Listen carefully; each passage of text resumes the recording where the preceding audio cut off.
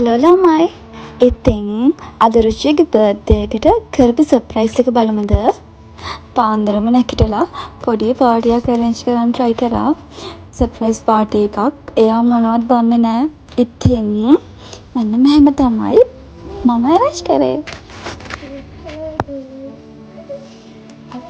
ගොඩක් සතුටු වුණා එයා. එයා ඇත්තටම හිතුවේ නැහැ කේක් එකක් ගෙනල්ලා තියනවා එහෙම කියලා. මුකුත් දන්නේ නෑ. ඇත්තටම මම හැම අවුරුද්දෙම එයාගේ බර්ත්ඩේ එකට හැමදාම සර්ප්‍රයිස් මොනවා හරි චූටි හරි පාටියක් දෙනවා. ඇත්තටම ඉතින් එයාට ඒක සර්ප්‍රයිස් එකක් නෙමෙයි වෙන්නේ. ඉතින් මම හැම පාරම ඔයා කරනවා කියලා දන්නවනේ සර්ප්‍රයිස් පාටි එකක්.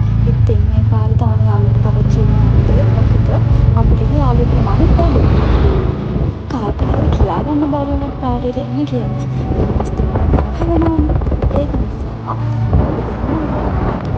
මම හිතා ලොකු රවුන්ඩයක් යන්න තමයි මම හිතාගෙන හිටියේ.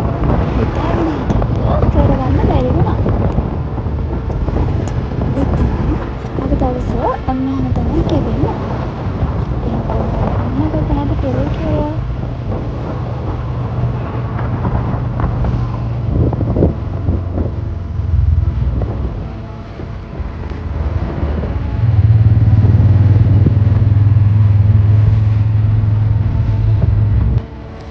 මේ අපි ගියේ මැදින් රෙස්ටුරන්ට් එකට. ඉතින් අපි ගොඩක් වෙලාවට ඒකෙන් තමයි යන්නේ. දාන්නේ ගොඩක් අය මේ රෙස්ටුරන්ට් එකම දන්නවා.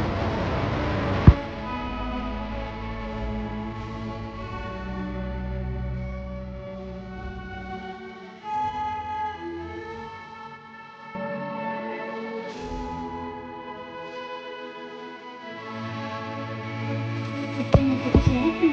රුචිගේ බලන්න. කියන්න බලන්න. ඉතින් හැමෝටම මොකද නෑ. ඉතින් ප්ලීස් බලන්න. මම හින්දා බලන්න.